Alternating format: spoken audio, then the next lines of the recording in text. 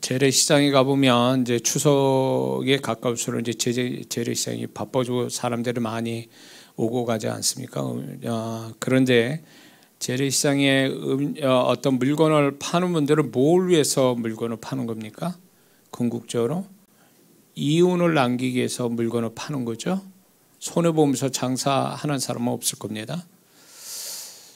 운동선수가 열심히 땀 흘리면서 이렇게 운동하는 이유는 뭡니까? 메달을 따기 위해서, 그 분야에 1등 되기 위해서 땀 흘리면서 운동하는 거 아닙니까? 목적이 그거죠. 예수님 믿는 부모는 뭘 위해서 예수를 믿어야 됩니까? 그는 궁극적으로 자기 자녀에게 영적인 유산을, 좋은 거를, 영적 유산을 물려주기 위해서 부모는 자녀를 위해서 지금 신앙생활을 하는 겁니다. 믿습니까? 예수님 부모가, 자녀가 있음에도 불구하고 부모가 신앙생활을 소위 속된 말로 개떡같이 하면 그 자녀에게 영적 유산이 물려질 수가 없지요. 그래서 자녀가 신앙생활을 못하는 거 탓할 수가 없어요. 안 하는 거. 부모가 그렇게 하나님 앞에 열심히 신앙생활을 했다면 하나님께서 그 부모가 한 신앙생활 열심히 한 그 유산을 자녀한테 물려줄 텐데, 부모가 그렇게 신앙생활 못하면 결국 자녀가 돌아갈 게 없다라는 거죠. 그래서 예수 믿는 부모는 자녀를 위해서 신앙생활 잘해야 되는 거예요. 자기를 위해서 하는 것보다도. 제가 이제 주님의 음성 듣고 사역할 때도 이런 이야기가 종종 나옵니다. 주님이 그런 말씀하세요. 어떤 분이 그런 얘기해요. 자기가 열심히 신앙생활을 했는데 자기가 축복을 못 받았다는 거예요. 그래서 마음에 실망이 있어서 그런 부분에 대해서 저한테 얘기를 하면서 기도받기를 원했습니다. 그런데 주님의 음성이 저한테 들리는 거예요. 뭐라냐면 이렇게 말씀해요. 그 성도가 한 것들은 내가 자녀로 돌렸다, 이렇게 얘기해요. 그 성도의 신앙생활 그 축복을 자녀로 돌렸다라고 주님 말씀하세요. 그러니까 부모가 잘해서 자기에게서 축복도 받겠지만은 축복받지 못하는 그 부분은 자녀로 돌려주기 때문에 축복이 없는 것처럼 여겨진다는 거예요. 그래서 부모가 난 자식 위해서 뭐 신앙생활 열심히 한다고 그렇게 말하는 사람 없지만, 본인이 열심히 신앙생활하면 결국 그게 자녀의 복으로 돌아가는 거예요. 그래서 결국은 자녀를 위해서 신앙생활하는 것이 된다, 그 얘기입니다. 이해가 되시죠? 그렇다면 오늘 크게 생각할 때 예수님 믿는 우리는 과연 지금 무엇을 위해서 사는 것이 마땅하냐는 거예요. 우리는 도대체 뭘 위해서 사는 거예요? 세상 사람처럼 돈 많이 벌어서 좋은 집에 편안하게 사는 게 그걸 위해서 열심히 땀 흘리면서 직장 다니면서 잠 못 자는 거냐?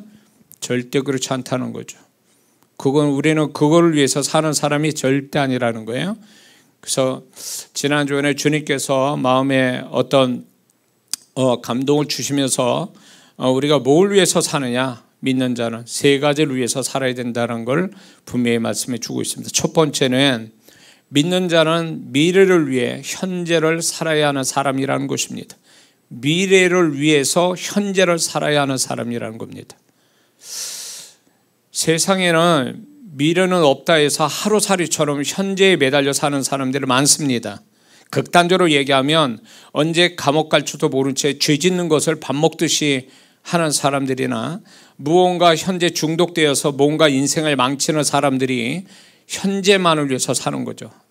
내일이 어떻게 될지 모르고 극단적인 이런 사람들이 있다는 거죠. 우리는 내일이 없는 사람처럼 오늘 현재로 인하여서 울고 웃는 사람이 아니라, 현재가 어렵고 힘들어도 본문에 하나님의 말씀처럼 장래에 새 일을 행하신 하나님을 바라보며 점점 하나님의 은혜로 잘 되어가는 것에 소망과 기대감을 가지고 사는 자가 믿음 있는 자인 줄을 믿습니다. 아멘 좀 크게 해주세요. 예. 아멘을 크게 안 해주면 제가 말이 안 되는 얘기하는 것처럼 제가 느껴진단 말이에요. 은혜가 되십니까? 예. 장래에 하나님이 주실 은혜와 축복을 위해 오늘 현재 하고 싶은 거, 가고 싶은 거, 마음대로 하고 싶은 것도 참고 주를 위해 사는 자가 믿음 있는 사람인 줄 믿습니다. 길게 생각하면 우리는 지금 살아 숨쉬는 이 땅의 삶만을 위해서 사는 자가 아니라 죽음 넘어 천국을 바라보며 오늘을 사는 사람들입니다.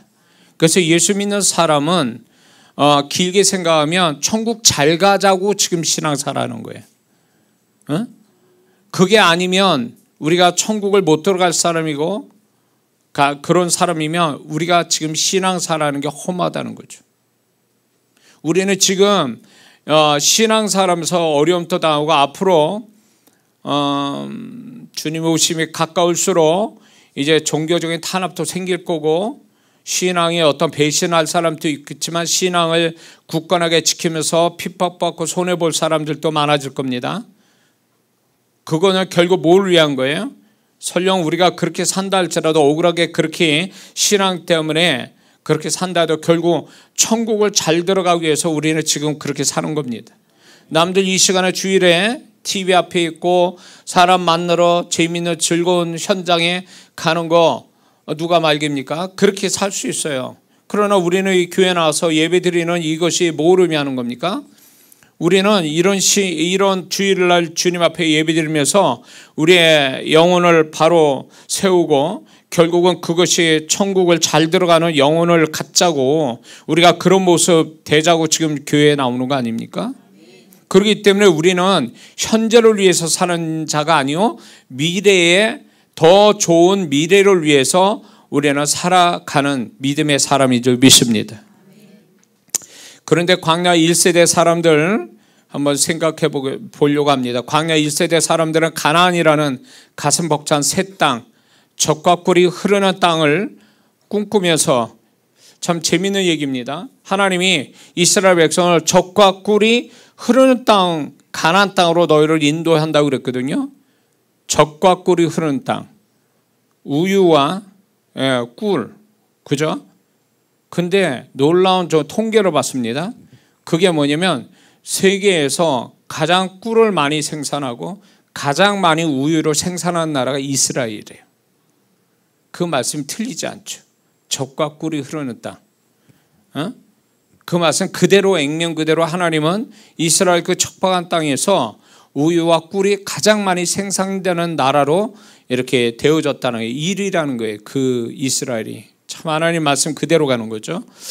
그래서 하나님은 그들이 애굽 땅, 종살이 했던 애굽 땅도 아니고 척박한 광야 땅도 아니고 젖과 꿀이 흐르는 정말 복된 그런 땅을 꿈꾸며 현재 광야 생활에 만족하고 감사하고 견뎌야 해야 되는데 그들은 당장 먹을 것, 당장 힘든 것 때문에 불평하고 내일이 없는 사람처럼 절망적이고 현실적이어서 장래를 꿈꾸지 않았다라는 것입니다.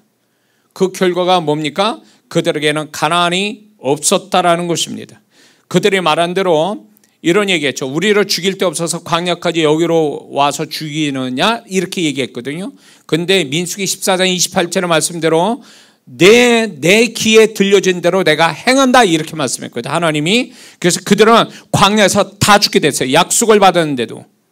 가나안이라는 미래를 꿈꾸지 않고 현재 불평하고 괴로워하면서 불신앙적인 태도를 보였더니 그들은 결국 그들이 말한 대로 현재 광야에서 다 죽어버린 자들이 된 거죠. 광야 1세대들은. 근데 반대로 여호수아와 갈렙은 광야 1세대로서 그 두 사람은 현재 광야보다 장래의 가나안 땅을 소망하고 믿고 기대하여 가슴 벅차하며 용감하게 마음에 품은 것 신앙 고백을 하였더니 그 두 사람은 하나님은 그들의 고백대로 가나안 땅에 들어가는 축복을 받게 되죠. 이 두 사람은 결국 하나님이 주시는 더 나은 미래를 위해 현재를 참고 견디며 장래를 소망하며 사는 사람들이라는 것입니다. 이게 진정한 크리스찬의 모습이라는 겁니다. 그래서 왜 똑같은 광야 생활을 했는데 생각을 뭘 가지고 있느냐? 이것이 그들의 갈 길을 정했다라는 겁니다. 하나님이 정하신 게 아니라 하나님은 더 좋은 거를 장래를 예비하고 말씀해 줬지만 그들의 생각이 결국 장래의 축복은커녕 현재로서 끝나버리는 인생이 됐다라는 거죠. 누구의 책임이 아니에요. 본인이 생각을 잘못한 탓이죠. 현재에 매몰되어 현재를 붙들고 사는 것 때문에 인생이 그렇게 돼버린 거예요. 믿는 자가 현재가 다인 것처럼 사는 것은 대단히 위험합니다. 한 가지 또 성경 안에서 하나의 사건을 한 사람을 소개하자면 에서, 야고보 형 에서가 하나님의 은혜로 장자가 됐죠.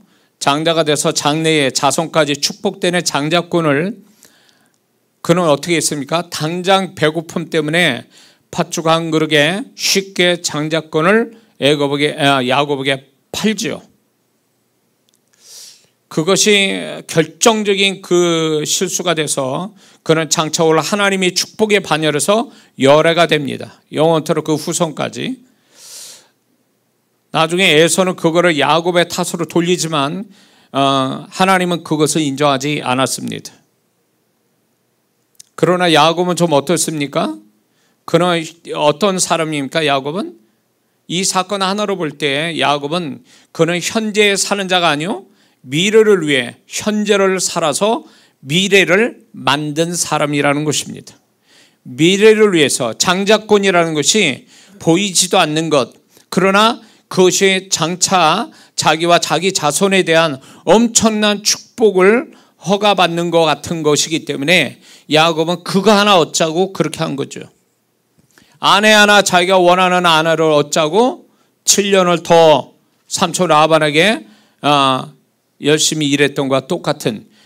그래서 하나님이 야곱을 좋아하시는 한 부분은 뭐냐면 야곱은 현재를 위해서 살지 않았다는 거죠. 장래를 위해서 자기의 미래를 어떻게든지 지금보다 더 나은 미래를 꿈꾸며 그는 그걸 위해서 열심히 살았기 때문에 이것이 바로 믿음의 본질이거든요. 믿음의 본질은 뭡니까? 히브리서 11장 1절에 뭐라 말씀합니까? 믿음은 바라는 것들의 실상을 만든다는 거 아닙니까? 바라는 것, 이 바라는 것은 현재를 얘기하는 게 아니에요. 장래를 얘기하는 거예요. 지금은 이루어지지 않지만 앞으로 되어질 것을 마음에서 바라보는 이게 믿음인데, 이 바라보는 자에게는 하나님이 실상을 미래에 주신다는 약속 아니에요. 이게 믿음인 거예요. 그러므로 믿음 있는 사람은 현재에 매몰돼서 현재에 잡혀서 주저앉아서 끝나는 사람이 아니라 그 사람은 미래를 꿈꾸면서 어떻게든지 미래로 나아가려고 하는 그 사람에게 하나님은 믿음이 있다 말씀하고 그런 자에게 하나님은 축복하신다는 걸 분명히 야곱을 통해서 말씀하고 있는 거죠. 자, 무슨 말씀에 의인은 7번 넘어져도 다시 일어선다 그랬어요. 이게 의인이라고 그랬거든요. 의인은 우리는 믿음으로 의롭다함을 입은 사람들이에요. 그러므로 우리는 하나님이 의롭다 하여 의인이 된 사람인데, 의인은 뭐라고요? 7번 넘어져. 7번 넘어졌다는 건 현재의 삶을 얘기하는 거예요. 그러나 의인은 7번 넘어져도 다시 일어선다는 거예요. 이 다시 일어선다는 게 미래적인 어떤 소망을 가지고 일어서는 걸 얘기하는 거거든요. 그렇기 때문에 믿는 자는 지금을 보면서 낙심하고 좌절하고 주저앉아버리는 그 실패의 패배감, 이 패배감에서 주저앉는 자가 아니라 그렇다 할지라도 여전히 그래도 미래를 바라보며 소망으로 바라보는 그 사람이 의인이라고 말씀하는 거예요. 그러면서 에서는 이 사람은 현재만 사는 자죠. 그러니까 하나님이 싫어할 수밖에 없어요. 왜냐하면 하나님의 사람들은 현재로 살지 않고 항상 현재 어떻게 됐든 간에 미래를 꿈꾸면서, 미래를 꿈꾸다 죽어도 미래를 바라보면서 죽은 자들이 하나님의 사람들이거든요. 하나님은 우리가 그런 사람 되기를 바라고 계신 줄을 믿습니다. 야곱은 현재의 결핍, 현재의 모자람으로 인해서 장래에 하나님이 예비하신 것을 소망하는 자, 찾아가는 자가 되게 하셨습니다. 야곱이 현재의 결핍, 아버지 집에서도 찾아요. 삼촌 라반의 집에서도 속고 살았고, 에서가 앞에 있는 데서 야복강에서 지금 서 있는 그런 입장에서 야곱은 계속 현재의 삶은 항상 모자라고 손해보고 결핍된 현재를 가졌던 사람의 모습이거든요. 근데 그 야곱이 그것 때문에 오히려 현재의 결핍과 모자람이 장래를 더 강렬하게 소망하고 그 장래를 더욱더 축복되기 위한 원동력이 됐다라는 거죠. 이게 믿음의 사람이고, 그래서 하나님이 야곱을 좋아하신 이유가 여기 있어요. 예수 믿는 사람이 그겁니다. 곧 내가 죽을 것 같아도 나는 여전히 장래를 생각한다는 거죠. 미래를 생각하는 거예요. 그래서 예수 믿는 사람이 정말로 죽는 그 순간에도 찬송 부르고 죽을 수 있는 이유는 뭡니까? 미래를 확신을 가지고 소망하기 때문에, 이 죽음 넘어야 하나님을 만나 천국 간다는 소망이 있으니까 지금의 죽는 그 순간이 절망적인 게 아니고 비참한 게 아니라 오히려 하나님을 만난다라고 하는 천국에 간다는 그 소망 때문에 죽을 수 있는 거죠.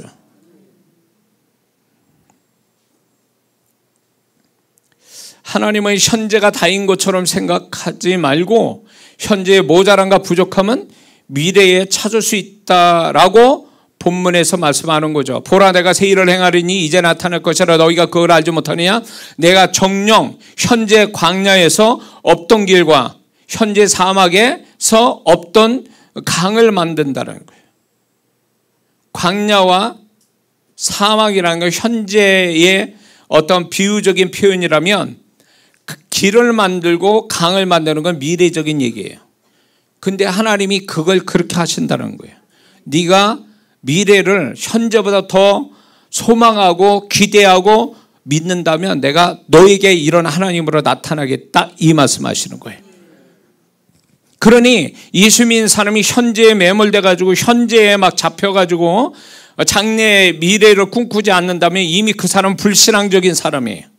신앙이라는 것은 현재에 매달려 살고 현재에 묶인 자가 아니라, 믿는 자는 결국 어떤 일이 있어도 현재에 묶여도 그의 생각과 그의 신앙과 그의 입은 미래가 있는 거거든요. 이게 믿는 자예요.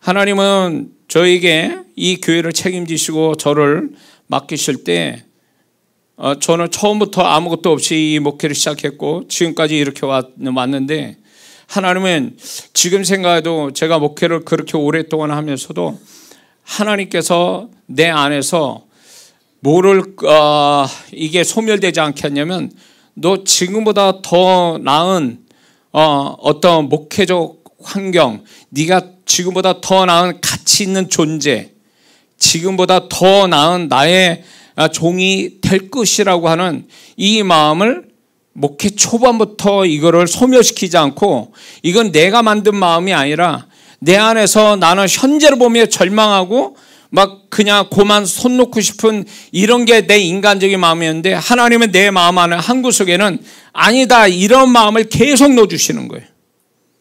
아니다, 살아 숨쉬고 있는 네가 살아 숨쉬고 있다면 아직 내가 너에게 향한 나의 장래는 아직 이루어지지 않았다라는 거예요. 지금 또 마찬가지고요. 우리 교회가 앞으로 되어질 일들이 여러분들은 상상 못할 거예요. 제가 제 안에서, 주님은 내 안에서부터 지금 작업을 하고 계시거든요. 근데 뭐가 있어서, 현재에 뭐가 있어서 그거를 하나님이 그렇게 하시는 게 아니에요. 현재는 사실 하나님이 제 마음의 미래에 주신 거에 비하면 10분의 1도 안 되는 거예요. 그럼에도 불구하고 하나님은 현재는 10분의 1밖에 안 되는 마음에 주신 거 10분의 1밖에 안 되는데도 계속 마음 안에서는 그게 앞으로 올 현실이 될 것처럼 제가 믿고, 그리고 거기에 집중하면서 오늘을 살기를 바라시는 그분이 내 믿음을 테스트하고 계시는 게 내 안에 계속 일어나고 있다는 거죠. 8년 동안은 자식이 없이 이렇게 살았을 때 그래도 내 마음 안에는 네가 장래에 이삭 같은 네가 아들을 얻게 될 거라는 걸 8년 동안을 마음에 심어줘서, 그 믿음이 결국은 하나님께서 그 아들을 주셨듯이 하나님께서 내 안에 정말로 장래에 대한 소망을 버리지 않게 하려고 내 마음 안에서 계속 역사하고 계셨던 거죠. 근데 저만 그러겠습니까? 여러분 안에 그게 있어요. 근데 다만 뭐냐? 내가 이 하나님이 내 안에서 행하시는 소원을 두고 행하시는 비전을 두고 꿈을 두고 행하시는 그 하나님을 내가 붙들고 현재의 삶을 이기며 갈 거냐, 아니면 그 하나님이 내 안에 장래에 대한 꿈과 소망을 주신 걸 버리고 무시하고 없애버리고 현재에 매달려 살 거냐는 성도의 책임이라는 거예요. 자기 자신의 책임이에요. 그러나 분명히 아세요. 결과는 달라질 겁니다. 미래를 꿈꾸며 사는 자들은 세상 사람도 미래를 꿈꾸며 삽니다. 그러나 그들은 이거는 50대 50이에요. 되거나 안 되거나예요. 그렇죠? 세상 사람이 장래를 꿈꾸는 거는 될 수도 있고 안 될 수도 있어요. 이건 복불복이에요. 그런데 예수 믿는 사람의 장래에 대한 소망은 하나님이 보증해주고 믿음의 본질이고 이게 믿음의 본능이기 때문에 이거는 될 수밖에 없는 거예요. 하나님이 빌립보서 2장 13절에도 우리 안에 소원을 두고 행하신다 그러지 않았습니까? 그렇기 때문에 그 하나님은 그런 마음을 주셨다는 것, 장래에 하나님이 우리가 꿈꾸는 그 장래를 무시하지 아니하신다는 거죠. 소멸시키지 않는다는 거예요.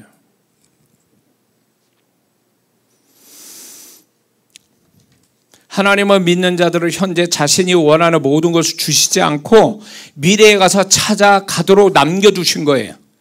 그래서 예수 믿는 사람이 현재에 뭔가 결핍되고 모자라고 부족한 것을 원망하고 불평하고 낙심하고 좌절하는데 그렇게 생각하면 안 돼요.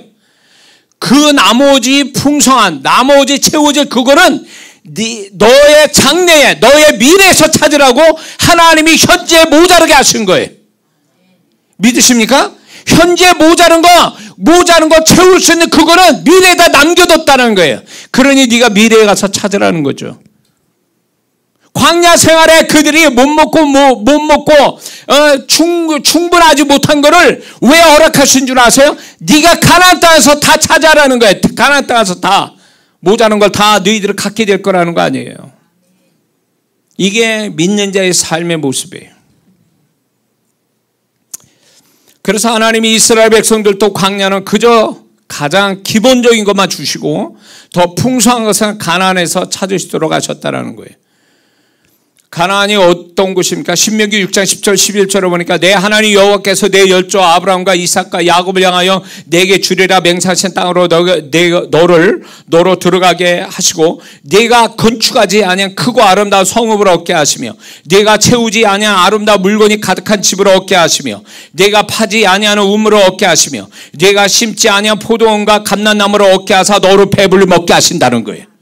이게 그들에게 미래에 주실 놀라운 현재서로는 이해 못하는, 그러나 현재 결핍된 거에 보상으로 그런 미래를 하나님이 약속해 주셨다는 거예요. 그러면 이들에게만 약속했냐 말이에요. 우리에게도 그 약속이 있다라는 거예요. 현재 결핍된 그 모든 현재 결핍된 것을 가진 자는 미래의 풍성이 받을 자격이 된다, 그 얘기예요. 근데 많은 이스라엘 백성들은 광야라는 현재에만 살고 말 것처럼 자신들이 원하는 것을 다 안 준다고 불평하는 것을 일관했죠. 그들은 소망을 가지고 시간이 흘러가는 대로 기다리면 되는데 지금 광야 이스라엘 백성은 광야 이스라엘 백성 같은 성도들이 지금도 있다라는 거예요. 그냥 시간만 흘러가면 되는 문제를 하나님이 다 아셔서 공평하신 하나님, 결핍에 있으면 풍성한 쪽으로 가게 하시는 그 하나님의 장래의 손길을 믿지 않은 거죠. 근데 이런 성도들은 오늘날 교회 안에 있습니다. 그래서 하나님에게 기대할 게 없어서 교회로 떠나고 세상으로 가버린 성도들도 많죠. 우리가 다 알지만 지금 완벽하게 풍성하게 사는 성도가 있습니까? 없을 겁니다. 거의 없어요. 그렇죠? 재벌들도 모자라다고 하는 사람들이에요. 어떻게 보면 우리는 현재가 모자란 게 정상처럼 보여요. 근데 이게 살아가면서 어쩔 수 없이 아주 자연스럽게 모자란 것처럼 우리는 생각하지만 우리가 신앙의 눈으로 볼 때, 하나님의 시각으로 볼 때 우리 현재의 모자람은 그냥 단순히 모자람이 아니라 하나님의 장래에 채워주시기 위하여 현재를 모자르게 하신 하나님의 섭리가 있다라는 거예요. 그래서 장래에 가서 그 나머지를 찾아 쓰라고 하나님이 우리가 현재를 통해서 더 소망적인 미래를 꿈꾸도록 하나님이 우리의 마음을 유도하고 계신 거예요.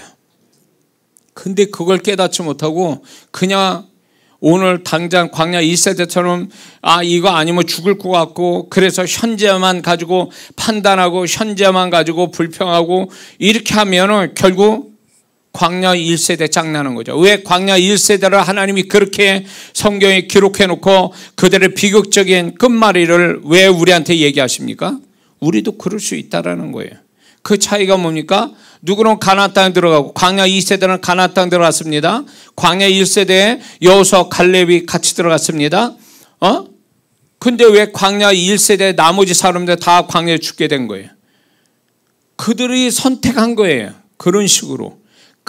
제일 중요한 게 뭐냐면 현재로 산 광야 1세대는 현재 광야에서 죽었다는 거죠. 현재 모자라고 부족한 그걸 가지고 불평하고 거기서 매달려 사는 사람은 현재 그 삶에서 끝난다는 거죠. 그걸 계시하고 있는 거죠. 많은 성도분들이 중요한 건 내가 오늘 어떤 삶을 사느냐, 이게 어떤 내 삶의 모양이 어떠냐가 중요한 게 아니라 나는 지금 이 삶을 통해서 무슨 생각하고 있느냐는 거예요. 하나님이 동의하는 생각을 가지고 사느냐는 거예요. 하나님이 동의하지도 않는 생각에 매달려 산다면 그거는 하나님 앞에도 하나님도 어떻게 할 수 없는 사람이 되는 거예요. 그런데 세상 사람이 내가 현재가 모자라고 부족하고 결핍되어 있는 거에 대해서 장래를 꿈꾸면서 하나님이 나를 이렇게 축복할까라고 말할 때 세상 사람은 손가락질합니다. 조롱합니다. 그러나 그래도 상관없어요. 그들이 조롱해도 될 일은 됩니다. 왜냐하면 하나님의 장래를 바라보는 자의 하나님이시기 때문에 그래요. 현재 하나님이시지만 더 하나님이 기뻐하는 영혼은 장래를 꿈꾸며 기대하고 소망하며 하나님이 그 장래에 주실 축복을 바라보는 자, 그 자가 하나님이 그 자를 놓치지 않는다는 거죠.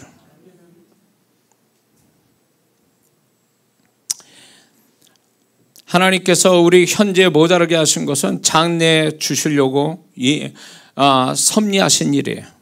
그러므로 현재 때문에 슬퍼하고 낙심하고 절망하지 마세요. 그런 사람은 믿음이 없는 자예요. 왜 하나님 내가 지금 현재 풍성하게 안 주십니까?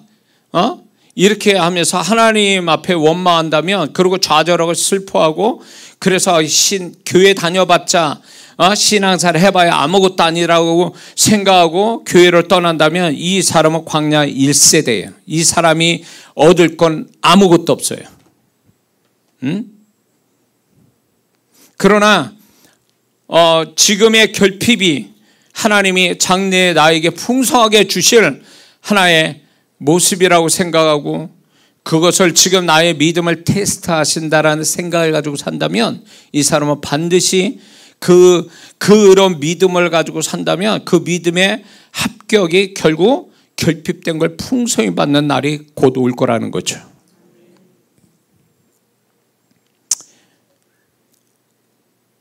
그러므로 믿는 자는 현재는 장차 올 미래에 비해 모자라는 것이, 부족한 것이 정상이다, 이렇게 생각하셔야 됩니다. 현재에 풍성하지는 않습니다. 장래에 찾아가라고 하나님이 예배한 게 장래가 더 좋은 것이, 미래가 더 좋은 것이 있기 때문에 하나님은 우리를 현재로 부족하게 하시는 거예요. 그것 때문에 그런 현재 모자란 것 때문에 교회를 다니니 마니니 신앙생활 하니 마니 이것만큼 어리석은 게 없어요. 우리의 삶 속에 하나님, 주님도 말씀했죠. 우리를 머리털까지도 다 세신 하나님이라고.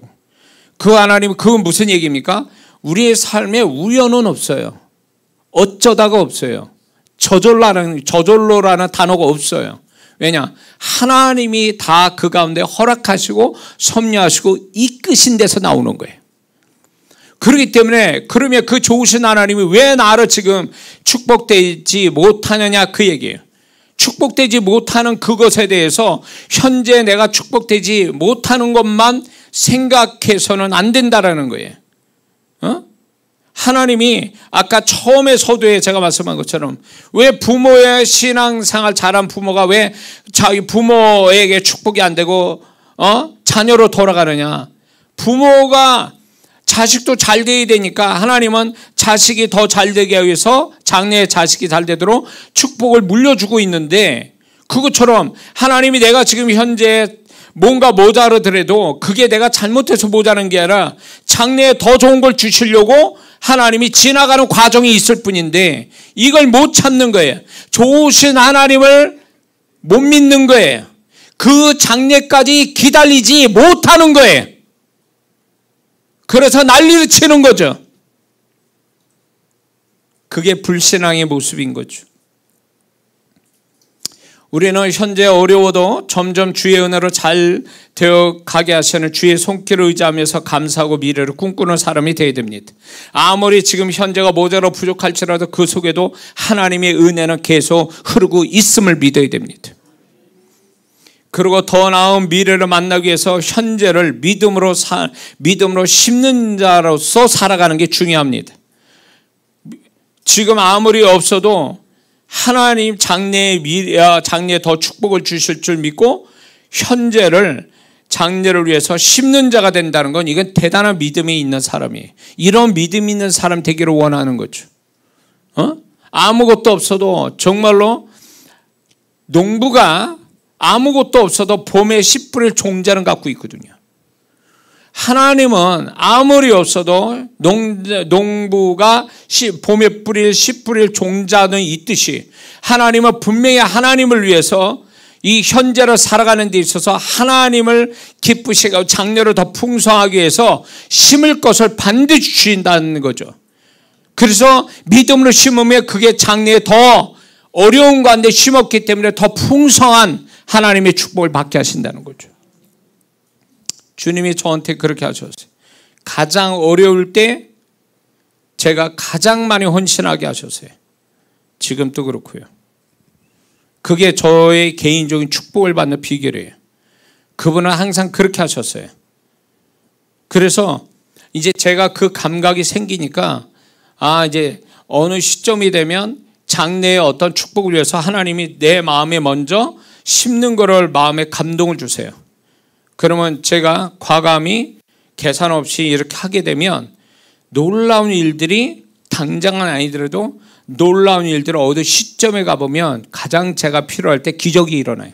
그때 내가 사람이 어떻게 할 수 없는 기적이 그때부터 시작이 돼요. 그래서 하나님은 저를 이 형통의 축복을 주시고 또 많은 자를 형통케 하는 사역을 하게 된 것도 결국 하나님께서 저의 믿음을 테스트하시고 네가 그러면 너의 미래를 위해서 지금 현재를 다 쓸 수 있느냐는 거예요. 현재를 쓸 수 있느냐. 네 미래를 위해서 지금 있는 그거 너 다 쓸 수 있어? 이런 걸 항상 도전적으로 저한테 하셨거든요. 저는 적어도 주님이 그렇게 하랄 때 난 다 했거든요. 여러분은 어떻습니까? 지금 현재가 어렵고 힘들다 그래서 하나님께 바쳐야 되고 드려야 될 거 그거 다 이렇게 빼먹는 건 아니겠죠? 그러면 위험합니다. 장래의 축복은 어쩌면 그 사람한테는 어려울 수도 있어요.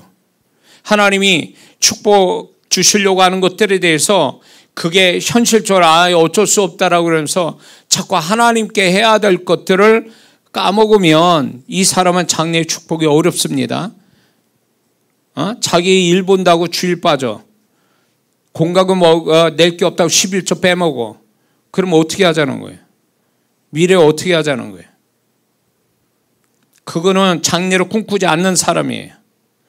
현재만 살겠다고 하는 거죠. 그러면 광야 1세대 짱나는 거예요. 현재만 살겠다고 하는 사람은 결국 현재에서 끝나버려요. 현재의 그 모습이 그 사람의 장래의 모습이 되는 거예요. 그렇게 돼서는 안 되는 거예요. 믿는 자는 가면 갈수록 좋으신 하나님으로 인해서 더 잘돼야 그게 하나님의 뜻입니다. 두 번째, 믿는 자는 뭘 위해서 사냐면 믿는 자는 자신의 영혼 잘됨을 위해 살아야 하는 사람이라는 걸 잊지 말아야 됩니다. 오늘날 얼마나 많은 사람들이 자기 사랑이 넘쳐서 자기 자신을 가꾸는데 얼마나 공을 들이고 물질을 쓰고 시간 쓰는지 알 수가 없어요. 특히 한국 사람은 더해요. 이제 여자분들이, 죄송합니다, 이제 여자분들이 성형으로 시작해서 헬스, 뭐로 몸 만들고 미용 잘하기, 맛있는 음식 만들기, 먹기, 여행 잘 다니기, 옷 잘 입기, 이게 한국 사람이 아주 세계적으로 뭐랄까 이런 부분에 대해서 세계적이에요, 제가 볼 때.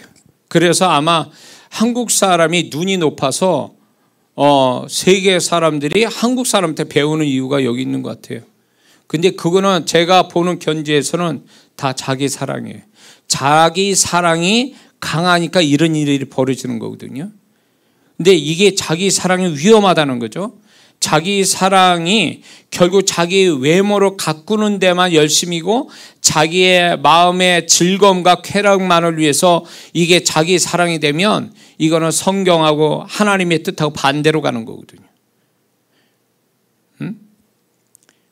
자, 그런 것들이 어떤 면에서 잘못된 건 아니에요. 죄된 건 아닙니다. 그러나 자기 영혼에 아무런 도움이 되지 못한다면 허무한 것이죠.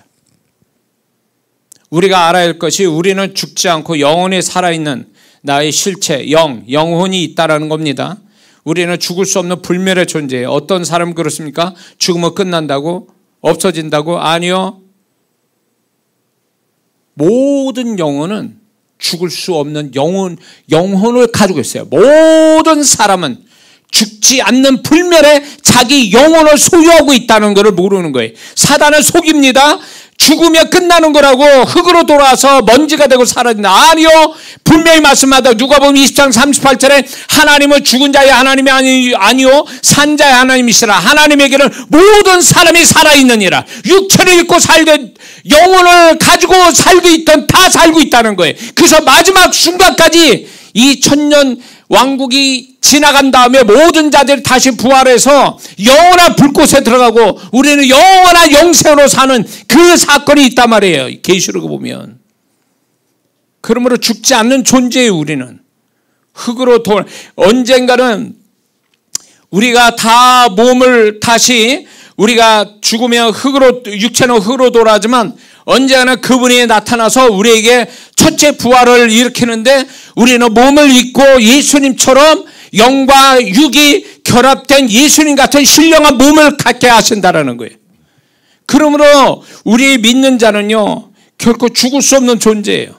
세상 사람도 마찬가지고요. 사람이 죽어 육체와 영혼이 분리되는 날 그 영혼은 천국 아니면 지옥 가는 거예요. 그 속에서 영원히 사는 거예요. 나올 수 없게. 예수 안 믿고 죽으면 영원한 지옥에서 고통 가운데 사는 거예요. 이게 정말로 이게 절망인 거죠. 그래서 믿는 자는 육체를 잘 관리하여 건강한 것도 중요하지만 하나님 앞에 설 내 영혼의 잘됨을 위해서 살아야 됩니다. 하나님께서 이 죽어가는 곧 죽어가는 사람한테 의식이 돌아와서 예수 믿게 해서 천국 들어가게 하려고 하나님이 그렇게 한 영혼을 귀히 여기고 사랑하는 것을 제가 목격한 사람이거든요. 죽을 사람이에요. 근데 이 사람은 숨이 끊어지기 그 호흡을 이런 식이 돼요. 사람이 딱 의식이 잃잖아요. 죽을 때 되잖아요. 그러면 이 호흡을 잘 못합니다. 가래 끓는 소리가 나요. 그러다가 숨이 끊어지는 거거든요. 근데 가라 끓는 소리가 나는데도 불구하고 의식이 돌아오게 해서 예수님을 영접시키더라 그 얘기예요. 그 영혼 천국 데려가려고. 그런 하나님이세요. 지옥이 얼마나 고통스러운지 하나님 더 잘 아신 분이니까 우리가 그런 데 살지 않게 해서 얼마나 우리의 영혼을 보살피시는 하나님인지 알 수가 없어요. 요한 3서 1장 2절 우리가 다 아는 것처럼 뭐 순복음교회의 아주 전용 그 성경 구절, 사랑하는 자여 내 영혼이 잘된같이, 사랑하는 자여 해놓고 그 다음에 뭘 얘기합니까? 먼저 영혼이 잘된같이.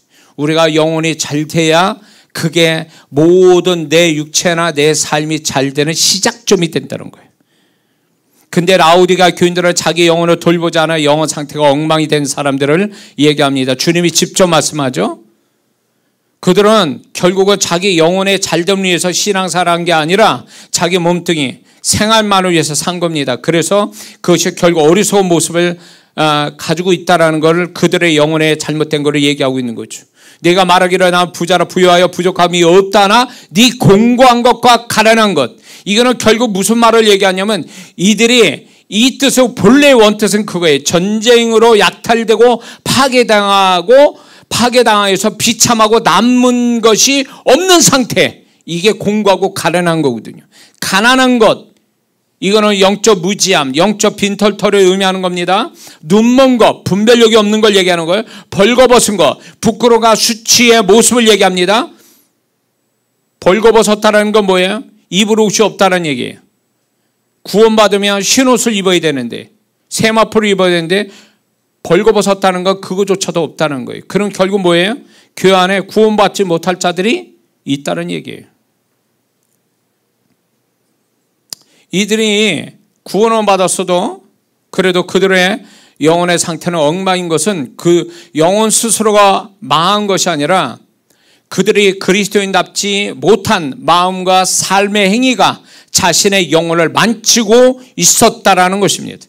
자신의 행실과 마음을 남에게 숨길 수는 있지만 우리 자신들이 어떤 사람들 모르게 자신의 행실과 또 마음에 있는 걸 남에게 숨길 수는 있어요. 그러나 행실과 마음에 영향받은 자신의 영혼은 그 영향과 휴증을 갖게 된다는 거죠. 숨길 수 없다라는 거예요.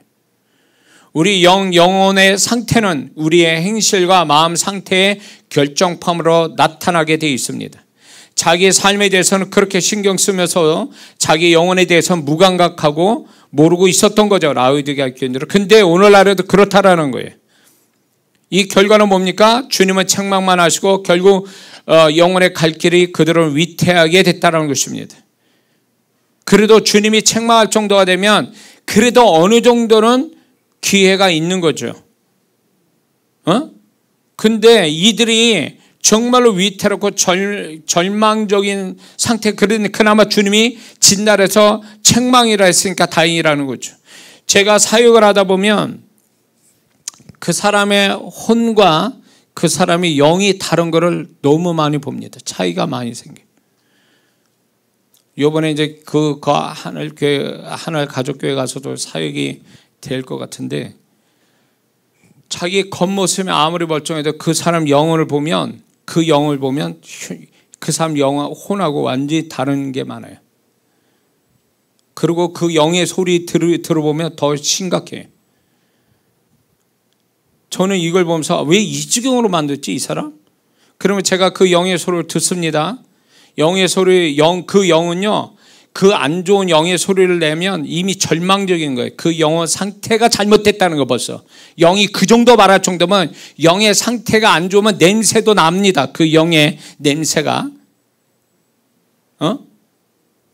그러니까 그 영이 너무 잘못되어 있는 거예요. 근데 본인은 몰라. 본인은 몰라요. 근데 영은 말합니다. 하나님께 말하고 자기 스스로 독백을 해요. 영이. 그러면 제가 그 얘기를 들려주거든요. 그러면 이 사람이 놀라는 거예요. 왜냐면 자기만 아는 얘기거든. 자기만 아는 얘기를 제가 그 영의 소리를 듣고 얘기해주면 놀라는 거예요. 왜 그러냐?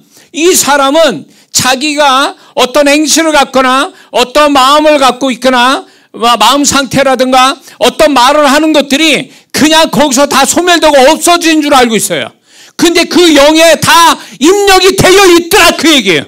그 영에. 그 영에 다 입력이 되어 있어가지고 그게 영이 고통스럽게 얘기하고 있고 하나님께 말하고 있는 거예요. 그 얘기에 제가 들려주면 굉장히 충격받죠. 그러라고 주님이 저한테 그 영의 소리를 듣게 하시고 상태를 알게 하시는 거겠죠. 그러니까 이게 라우디게아 교회에 따로 없어요. 이런 성도들이 무지만에 더군다나 신앙생활을 한다는 사람이 이런 사람이 얼마나 많은데요. 자기 영을 모르니까 자기 혼에서만 혼만 생각하는 거죠. 그러나 자기가 하나님 앞에 정말로 제대로 신앙생활을 못하면 영이 타격을 받아서 영이 엉망이 된다는 걸 모르고 있어요. 그 영이 상태예요. 그러니까 그 사람은 신앙생활에도 뭔가 되어지질 않아. 은혜고 뭐고 없어요. 임재고 뭐고 없어요. 깨달음도 없어요. 영적으로 뭔가 좀 영적으로 안에서 뭔가 영적인 좋은 결단도 못합니다. 왜냐하면 영이 병들어 있는데 그 영혼이 병들어 있는데.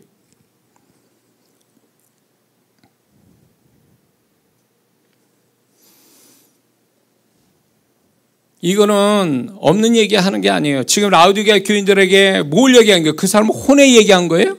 그 사람의 그 마음에 관한 상태를 얘기한 거예요? 아니요. 그 사람 영을 얘기하는 거예요. 그 영혼. 하나님 앞에 갈 그 영혼. 그 영혼이 상태에 이렇다는 거예요. 우리는 그렇게 하면 안 됩니다.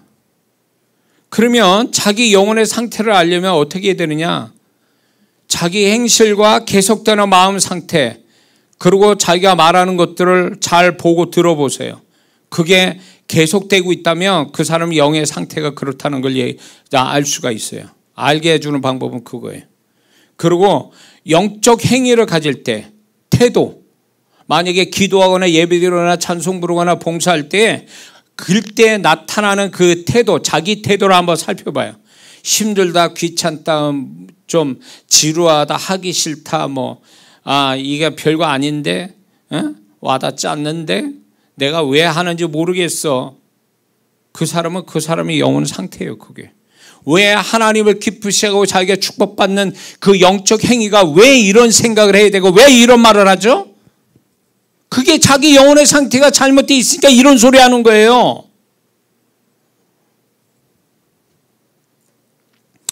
이거로 심각하게 생각 안 합니다. 그러니까 오늘날 라우디게아 교회의 성도가 너무 많아진 거죠. 그러니까 저 같은 사역자가 나오는 거예요. 칭찬만 받아서 되는 게 아니에요. 실제로는 주님이 최종적으로 책망하고 칭찬했다면 그게 최종적인 결정이, 그게 결론이에요. 근데 우리는 우리끼리 칭찬하고 이러잖아요. 근데 그게 전부가 아니라니까? 주님의 음성을 들어야 돼요. 제가 주님의 음성을 각자 자기가 주님의 기도 속에, 예배 속에, 말씀 속에 주님의 음성을 듣지 않으면 이 사람은 자기 영혼의 상태를 모를 수 있는 거죠. 그리고 자신의 영혼의 상태를 제대로 가지려면 영적인 것, 말씀, 은혜, 임재, 주님의 마음, 이런 어떤 설교 이런 것에서 얼마나 영적인 것을 공급을 잘 받느냐라고, 잘 받으면 영의 상태가 좋은 거고, 그거를 도대체 지금 조 목사 뭔 얘기하는 거예요? 성경은 왜 이렇게 어렵고 재미가 없는 거야? 기도는 왜 이렇게 지루하지? 끝난 거예요. 영적인 공급을 제대로 못 받고 오히려 그거를 무시하거나 귀찮아하거나 안 하거나 이러면 그게 그 사람 영혼 상태라는 거예요. 틀림없어요. 영이 온전하면, 영이 건강하면 하나님 거를 끝없이 갈망해요. 이해가 되세요? 영이 건강하면 기도를 해도 또 기도하고 싶어요. 예배를 드리면 예배가 너무 좋은 거야. 찬양하면 너무 좋아. 영이 건강하면 그렇다니까. 근데 그 사람의 영혼 상태가 안 좋잖아요. 그러면 남들은 은혜 받고 난리치는데 지 혼자 이렇게 나자빠져 있어. 뭔 소리 하는 거야. 그리고 아무것도 못 느껴. 오히려 반감을 갖고 있어. 끝난 거예요. 그 사람은 자기 영혼의 상태가 잘못됐다는 것조차도 인지를 못할 정도니까, 라우디게아 교인들이 자기 자신이 인지를 못하니까 주님이 직접 말씀한 거잖아요. 그래서 여러분들이 기도하면서 주님이 자신의 영혼의 상태를 알려주실 때 캐치할 수 있어야 됩니다. 방언 기도가 자신의 영혼 상태를 바꿀 수 있는 영적인 좋은 수단이에요. 그리고 예수의 피에 적시는 회개가 자신의 영혼을 병들지 않게 하는 것입니다. 회개 안 하면 이거는 볼 거 없어요. 죄는 치명적인 거예요. 양심이든 하나님 말씀에 저촉이 되든 뭔가 회개하지 않고 보혈로 덮지 않으면 그 사람 영은 치명적으로 병들게 돼 있어요. 그 회개를 잘해야 된다는 거예요. 우리는 잘못할 수 있어요. 그러나 회개를 안 하면 이거는 치명적인 문제가 되는 거예요. 그러므로 우리는 내 영혼의 잘됨을 위해서 살아야 될 존재라는 걸 잊지 말아야 될 줄 믿습니다. 교회를 즐거움으로 다닙니까? 즐겁지 않을 때도 우리는 해야 될 일이 있어요. 하나님 앞에. 그걸 당연히 그렇게 해도 울면서 해야 되고 힘들어하면서도 해야 되는 게 왜 그렇게 해야 됩니까? 육체는 그렇고 내 마음이 안 땡겨도 하나님 앞에 하는 것들은 정성을 다하고 힘을 다하고 애를 써야 되는 거예요. 왜? 내 영혼을 위해서 그렇게 해야 되는 거예요. 내 영혼을 위해서. 기분 따라 오고 가고 안 하기도 하고 하기도 하고 자기가 피곤하면 졸기도 하고 그게 자기 영혼을 위한 게 아니에요. 세상에 그렇게 할 수 있어요. 그러나 자기 영혼의 영적인 공급을 해주는 데 있어서 거기에서는요, 육체가 힘들어도 마음이 괴로워도 하나님 앞에 하는 것들은 정말로 목숨 걸고 정말 집중해서 해야 내 영혼을 살리는 거예요. 그게 아니라 자꾸 이 핑계 저 핑계 대고 안 한다면 그 사람은 결국 자기 영혼을 망치는 걸로 가는 거예요. 건강한 영혼을 갖는다는 게 얼마나 중요한 얘기인지 알 수가 없어요. 저도 영이 다운이 돼. 상태가 안 좋아. 그러면요, 방언기도 하면 벌써 나타나요. 내 안에서. 심지어는 이게 여러분들이 이해해야 될 점. 내 영이 말을 한단 말이에요. 그러면 내가 더 충격을 받아요. 내가 혼에서 내 영을 느끼는 거하고 내가 아는 거하고 내가 실제로 기도하는 가운데 내 영이 나한테 알려주는 거랑 또 다르다는 걸 알게 돼요. 그래서 이제 그걸 가지고 기도를 합니다. 계속 기도하다 보면 어느 순간인가 이제 영이 이제 회개할 거 회개하고 임재가 오고 또 주의 만지심이 있고 막 이렇게 되면 이제 방언 기도가 끝날 쯤 되면 내 영이 다시 원상복귀, 회복이 이렇게 되어지는 걸 경험하거든요. 그럼 영이 건강한 상태로 돌아가게 되면 그때부터는 이게 모든 감각이 굉장히 예민해지면서 굉장히 내 안에 심령이 새로워지고 이런 걸 느끼게 돼요. 영이 건강하니까. 근데 영이 건강하지 않으면 저도 막 다운되면 막 무감각해지고 도대체 영은 생각 안 하고 혼만 생각하는 그런 상황으로 가버리더라 그 얘기예요. 자, 그래서 우리는 영혼이 잘 돼야 범사에 잘 되고 강건한 축복이 따른 줄 믿습니다. 삶이 잘 되는 줄 믿습니다. 그래서 내 영혼의 잘됨을 위해서 악착같이 마음이 힘들고 육체가 힘들고 상황이 안 돼도 내 영혼이 잘 된다면 아주 악착같이 그걸 해야 되는 거예요. 하나님 앞에 영적인 작업을. 세 번째, 믿는 자는 주의 책에 기록된 일을 이루기 위해서 사는 사람이라는 것입니다. 주의 책. 하나님 앞에는 비밀스러운 책 몇 권이 펼쳐져 있다고 합니다. 성경이 이렇게 계시하고 있습니다. 첫 번째는 생명책. 이거는 우리가 구원받은 자와 안 받은 자의 이름이 기록됐냐 안 되냐가 생명책에서 나타난다는 거예요. 그러므로 우리는 구원받았기 때문에 하나님 앞에 생명책에 기록이 된다는 겁니다. 또 뭐가 있냐, 행위록이 있습니다. 계시록 20장 12절을 보니까 자기의 행위에 따라 책들에 기록한 대로 심판을 받는다 이렇게 말씀합니다. 그러므로 하나님 앞에 우리의 모든 세상 안 믿는 사람도 그 행위록에 다 기록돼서 그것 따라 심판을 받는다는 거예요. 그 다음에 기념책이 있습니다. 말라기 3장 16절 17절에 그때 여호와를 경외한 자들이 피차에 말하며 여호와께서 그것을 분명히 들으시고 여호와를 경외하는 자와 그 이름을 존중히 여기는 자를 위하여 여호와 앞에 있는 기념책에 기록하셨느니라. 그러니까 여호와를 경외하고 그 이름을 존중히 여기는 그런 모습으로 살아가는 자에게 기념책에 하나님이 기록해놨다는 거예요. 상 받을 자를, 특별히 상 받을 자를 위해서 기록했다는 거예요. 그래서 그렇게 기념책에 기록된 자는 만군의 여호와가 이르노라 나는 내가 정한 날에 그들을 나의 특별한 소유로 삼을 것이요 또 사람이 자기를 섬기는 아들을 아낌없이 내게 그들을 아끼리니 이렇게 말씀합니다. 기념책에 그분을 마음으로 다하고 그리고 그분을 위해서 우리가 정말로 그분과 사귐이 있고 그분을 높이는 자에게 기념책이 기록됐다는 거죠. 그 중에 주의 책이 오늘 우리가 본문 읽은 데서 주의 책이 있다라는 거예요. 주의 책은 결국 뭐냐면 구원받은 우리가 이 땅에 사는 동안 하나님을 위해 이루어야 할 사명, 하나님의 영광을 위하여 자신이 이루어야 할 것을 이미 기록해놓은 책이라는 거예요. 그러므로 우리 모두는 주의 책에 다 기록되어 있는 거. 구원받은 자는 주의 책에 생명책에 기록되고 그 다음에 주의 책에 기록되어 있는 거. 얘가 언제 구원받고 죽는 그 순간까지 나를 위해서 뭘 할 거다, 이게 다 기록됐다는 거예요. 이것은 놀라운 일입니다. 우리가 다 살아보기 전에 하나님이 이미 기록해 놓으셨다는 거예요. 이 말은 우리는 이미 하나님을 위한 인생으로서 내 의사와 상관없이 그분의 뜻에 의해서 결정되어 있다는 것입니다. 그래서 우리는 알 수 없지만 주의 책에 기록한 대로 사는 것이 인생 최대의 성공인 것입니다. 저는 이런 상상을 합니다. 제가 몇 번 얘기했지만 우리가 근데 어떤 분이 천국 같아 주님 만났는데 이 얘기를 하더라고요.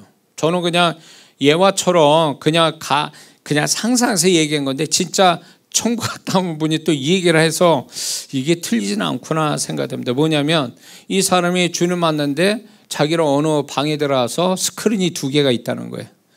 근데 이쪽은 내가 살아온 거, 이쪽은 그분이 계획하신 이 2가지가 동시에 영상이 돌아간다는 거예요. 그러면서 그날 그 시에 하나님의 주의 책에는 이거를 기록해 놨는데 그 사람은 딴짓거리 하고 있었고 이렇게 차이를 본다는 거죠. 양쪽을 보면서. 저는 이럴 거라 봐요. 나는 너를 내 영광을 위해서 너의 사명을 위해서 나는 이걸 이미 나의 주의 책에 다 기록해 놨다. 근데 너는 어떻게 살았지? 그 시간대 그때에 어떻게 살았지? 이게 딱 비교가 된다는 거죠.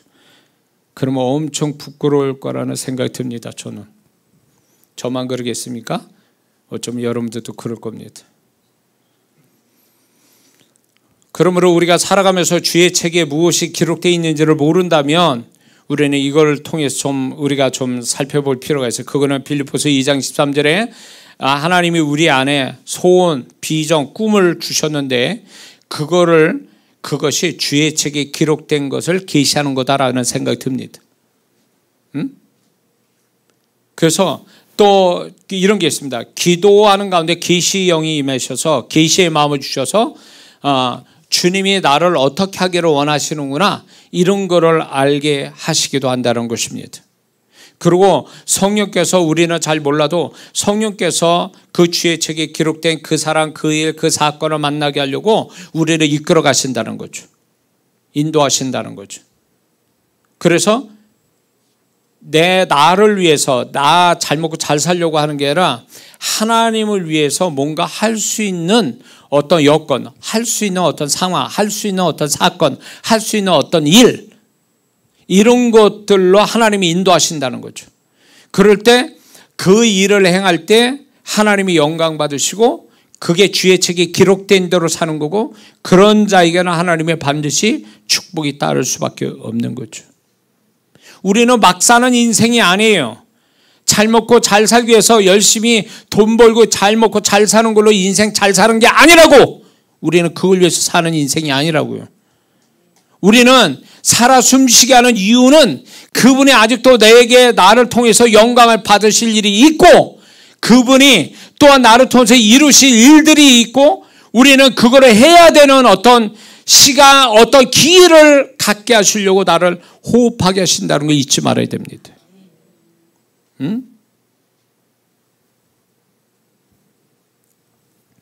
그래서 저도 이제 나이가 되니까 무슨 생각이 드냐면 내가 이 나이 돼서 하나님이 이 나이 때 이렇게 살게 하신 거 도대체 뭘까를 다시 한번 생각하게 돼요. 그전에는 사니까 사는 거예요. 내가 젊으니까 사는 거고. 그랬는데 지금은 그런 생각이 안 들고 내가 하나님은 얼마든지 내가 젊은 나이에도 날 데려가실 수도 있고 이런데 내가 이 나이 돼가지고 하나님 왜 나를 살게 하시고 뭐 때문에 살게 하시는가 이 생각을 여러분도 어떻게 생각할지 몰라도 이게 어떤 때는 저한테 아주 중요한 질문이 스스로 하게 돼요. 응? 내가 건강하니까 살고 안전하게 사니까 사는 거고 잘 먹으니까 살고 있는 거고 그렇게 생각이 안 된다 그 얘기예요. 뭔가 하나님이 나를 통해서 영광 받으실 뭔가가 있으니까 나를 지금 호흡하게 하시는 거다. 그렇다면 그게 뭐냐는 거예요. 그걸 위해서 사는 게 인생 잘 사는 거다. 나름대로 저는 생각하고 있는 거죠. 여러분도 마찬가지입니다. 오늘 이 메시지를 통해서 여러분들이 믿는 자는 세 가지를 위해서 살아야 될 분명한 이유가 있는 줄 믿습니다. 그래서 우리는 분명히 미래를 위해 살고 내 영혼을 위해 살고 주의 책에 기록된 대로 사는 것이 하나님 앞에 잘 사는 거예요. 세상 사람이 인정 안 해도 상관없어요. 우리가 그렇게 살도록 한다면 하나님은 분명히 우리를 인정하시고 우리의 삶도 축복하시지만 우리가 그분을 만날 때 더 큰 축복이 우리가 따르게 될 줄 믿습니다.